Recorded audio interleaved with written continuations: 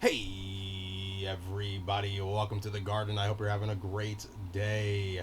Shout out to the lemon and lime lovers and everybody in between. It's time for the market overview.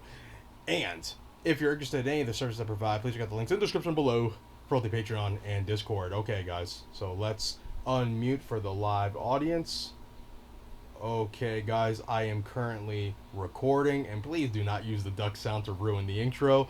So let's hop on into the chart. We'll do this real quick. So I want to start off on the dollar. So the dollar has been very weak this last week. So this came out. This pretty much happened because of the CPI and PPI numbers were way better than expected. So really showing inflation curving, slowing down. So that definitely led to the major weakness we're seeing in the dollar. And if you've been following my recaps, you know I was under the impression, or at least I had the the probabilities of this blue zone holding, and so far we are actually losing it. So that is very interesting to see. I do think that we're going to hold this monthly bullish fair value gap going into next week. I don't see us just streaming down, obviously barring news. If news does come out to weaken the dollar further, then that will happen. But just looking at a technical level, looking at the chart, we should likely hold this monthly bullish fair value gap, come back up to test the bottom end of the blue zone again, really test the sell side liquidity that we've taken out here. Okay, so all the liquidity down here has been tapped into. So usually when that happens, you're going to see a retracement back towards those zones, and then we may see some weakness from there. But eventually, even now, I am still looking for a pivot here somewhere around this zone to then lead towards a move back towards a daily downtrend line. That has not changed in my perspective. Rather than going up towards 103, point 0.5, 103.6 to 104, we may be doing it over at 102.2, etc. This daily downtrend line is still the ultimate target for us to see the dollar get to in the short term, and then we'll have to see how price action will look. Should we get there within this month or next month? Are we going to come in around this area here, or are we going to come in pretty much like this around here, and then are we going to have a bullish consolidation or bearish continuation? So we'll have to wait and see how price paints itself as we go forward. In the end, though, if we should hold this pivot here, and then we should show any signs of a higher low forming from down here, the probabilities of this area breaking is very high. Okay, and that will then open the door to the same zone we've been looking at for the past couple of weeks to months here, which is this monthly bearish fair value gap. All right, the buy side liquidity up here. Once that gets taken out, then we can look for maybe some significant lower levels going to like 98, maybe even like 95 or something. Again, we'll have to wait and see how the news develops, how the Fed reacts to the data, to essentially how the dollar's been acting with the markets, and then we'll also have to see how just the price action develops. All right, so that's the dollar for now. Again, we're going to be in a holding pattern for now, see how it goes, and let's go over to the U.S. markets here. We'll start with the Dow. So they've been doing very well. So the Dow, if you look at the Dow, really going after the buy side liquidity up here, and to me it looks like it's just implying more upside. So we should be seeing more upside on the Dow. So if the dollar is going to, let's say, consolidate, that will lead to more upside. If it's going to actually break down further, of course that will likely lead to more upside on the Dow. If the dollar does spike up much harder, then we'll be looking for a pullback, probably at least to 34,000. But right now the structure on the Dow is implying more upside coming after the buy side liquidity at this level here. So really these up pivots towards here, like 35,000 to 35,500. And if you look at, like, let's say the monthly time frame, you can actually see here it's quite clear that the monthly time frame is very bullish. Okay, so we should easily see a move back to 35,500 to maybe even 36,000. Once we're there, though, I'm going to be watching price action on the weekly and daily very carefully. If we see any major weakness, that could be the first sign of a macro lower high that could lead to significant more downside. But if we don't see that, we have to start discussing the all-time highs for the Dow being under threat of being taken, and then that will call into question, well, are we in a bear market or are we in a bull market? So either way, Lemon Garden, we're going to be pretty much set for either direction. That's how we roll. But currently, short term, I have to be very bullish on the Dow. Next is the S&P. Same thing. very bullish so far. I do see the S&P and the Nasdaq, you'll see that when we go get to it, to have a pullback, because unlike the Dow, it's a bit more extended, but overall it does have a bullish structure, very bullish move, nice bullish trend up. But I am looking for a pullback. So if we do get that, and Friday's candle here kind of implies that we have a bearish doji here, that could also lead to implications that maybe the dollar is going to have that pull up, like I mentioned, back towards the low end of the blue zone. So that would lead to short-term downside. And even with the Dow, same thing, going back towards that 34,000 area. Still, if we do get that, that's still bullish. We can't have a super big bearish bias because we don't have the evidence yet, but we could see short-term bearishness if the dollar is going to break up, and this would somewhat imply that. Ultimately, though, I do want to see if we are going to take the lows here. If we do hold this general zone at 4,200, that's going to open the door to the move all the way back up towards like 46 to 4,700, and that, again, just like with the Dow, is really going to start targeting the all-time highs up here, which is going to be really interesting to see. So we're coming into some major levels here, and this month and August are going to be pretty huge to determine pretty much how the rest of the year is going to go. Because if we do end up taking out the highs on the Dow or the S&P, or even get close to it, that could really imply that we're going into like a bullish trend into the end of the year, which is pretty insane. Next is the Nasdaq, and just like the S&P, again, closing a doji, and it's a bearish doji. Okay, so we are looking for a pullback coming, to the very least sub 15,000, so going towards 14,950, but ultimately, in my opinion, all the way back towards the orange zone. So all the way back towards here, 14,500 to 14,400, and this would be the first place where I'd look for a significant pop up. You could potentially see a pop up back up going towards like 15,000 again from there.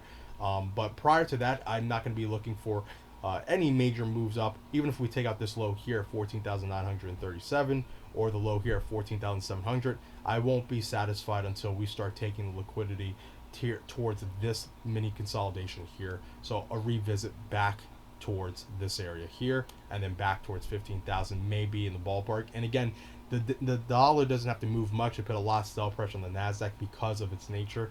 So if there's a lot of sell pressure coming into the markets, namely let's say like 1% into the S&P, or 0.6% to the Dow, that could translate for the Nasdaq to be nearly 2% plus move to the downside. So it's not out of the question for this to move down this much, while the Dow and the S&P don't move down nearly as much. Okay, so we'll look for an extended move going down towards the orange zone. Once there, I would look for a pretty significant pop-up. All right, next is oil. So let's take a quick look at oil, and like I've been warning for the past couple months, oil, in my opinion, is just screaming bullishness. It's been doing it for a very long time in this blue zone, and finally, as we've been rounding, we finally got a pop up. Now, we did fail off the top of this blue zone, which is not to be too unexpected, because this blue zone is a major accumulation zone, support zone, whatever you want to call it. It's a zone of high interest for the past 5+ years. And after taking out these highs here, these high pivots here, it's only natural that we pull back, and then if we can make a higher low somewhere above these lows here, okay, then we're going to be looking for major continuation going all the way up towards $90 and potentially higher. So oil, to me, is finally showing the signs of pretty much getting enough fuel to break out of this zone, and really just, in my opinion, ultimately getting towards these pivots up here, 95 plus, then a major pullback from there, and then even more continuation going towards 120, 125 plus. Do not underestimate the bullishness of oil, in my opinion. I've been saying it for months. This is looking crazy. Okay. Next is gold and silver. So let's take a quick look at gold and silver. So gold's done decently. Okay, it hasn't really gone beyond our expectations, right? So I've been saying, as we were failing up here, look for us to revisit 1930 to 1890. That's exactly what we did. Nice pull up, nice little bottom pivot here, pop up, and then I want to see a grinding structure to the upside that will then ultimately lead to more downside, coming back towards 1850 to about 1800, so around this area here. And I do think we're still on path for that. What's interesting about, though, is the dollar, right? So if the dollar does, let's just say I'm wrong, the dollar's not going to strengthen short term back towards the bottom of the blue zone. It's just going to continue to dump next week. then this thesis of it grinding up is probably incorrect. We're probably going to see a pretty significant move going back towards 2000. In that case, that doesn't mean now, oh, we're going to take out the all-time highs. Okay, it doesn't mean we won't either, but it does not mean that. All it means is that instead of a grinding structure up, we have a nice pull up that can still lead to a significant pullback. Okay, so we want to make sure we move on evidence. So we want to wait and see how the dollar is going to interact with the markets this coming week. But currently, the gold has been moving as we've been projecting. So we're still going to follow this idea of this grinding move up, potentially all the way back to 2000. But if it doesn't grind up, then we'll see how it interacts at this level, and if the pullback has the bias of a bullish pullback rather than a bearish rejection. Okay, so we'll cross that bridge once we get there. Now let's go to silver, where silver's been extremely strong relative to gold in the short term. So this week, it has been very strong compared to gold. Very nice move up. So unlike gold, where I'm looking for that grind up, this actually had that big move up. Now we'll see, are we going to get a rejection? And is the rejection going to be bearish to then go after these lows down here? Or is it going to be a bullish rejection, just a bullish pullback where it comes in, fills these bullish fair value gaps here, makes a higher low, and then continues higher. In this case, this would likely mean that the dollar is not going to strengthen heavily for very long, maybe half a week, maybe even less time. But in my opinion, it's more likely we're going to have a bit more of a consolidation if gold is going to essentially do that grind up structure, and dollar's going to have a bit more of a bigger move going towards like 103 again. All right, so again, we'll watch for this, but this has been a very impressive move on silver, and at least we should be looking at 23.6, and then eventually we're probably going to be going back down towards 23, back towards this consolidation here. All right, now let's go to Bitcoin. So lastly, we're going to take a quick look at Bitcoin, see how crypto's been doing. And it's been pretty interesting to watch. So going to Bitcoin here, we are still long here in the lemon garden, and it has been consolidating where I thought it would. Now, I was looking for a breakout here just because it looked like it was going to break out, but what has it done? Rejected, and again, it's still consolidating in the area I've been looking for to consolidate. Now, I ultimately think if we consolidate here long enough, we should see a pull down going back towards 29,000 to maybe even 28.6, 28.7, and then we should see a hold here. If it's going to be really bullish, we'll hold this area and start rounding here, and that will lead to continuation. And I do think we're going to likely see the mid 30s to the low 40s, 35 to 42,000. That's my general area. This monthly bearish fair value gap is the ultimate target area for me, to where I'm looking to close out potentially the long and other longs that we're in. But so far, even with these rejections, not much has changed. But we'll see. What's interesting about yesterday is, after that bearish rejection here, yesterday actually closed quite well. It closed as a doji. So there wasn't that much momentum beyond this candle on the selling. And so far today, if we close this as a bull doji, that kills even more sell momentum. Now, the big test is going to be when, the futures open up, when the dollar opens up in a couple hours here. So we'll see how this kind of reacts to that.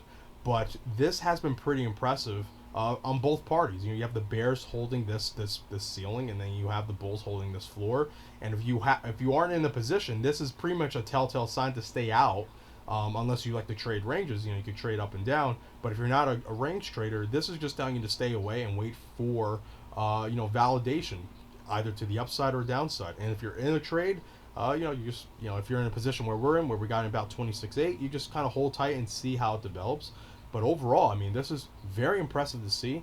A lot of comfortability here from both the buyers and sellers. But ultimately, I have a bull bias. But I will like to see if the dollar's going to strengthen in the short term, a pullback into this bullish fair value gap here, where we've wicked into a couple times here at about 29,600, we'll say, all the way down to about 28,400. So rather than 28.7, we'll say 28.4. So this general area is where I want to see it pull back to, especially if the dollar is going to strengthen in the short term. And if we could hold this, that really implies some major bullishness for crypto and Bitcoin in general.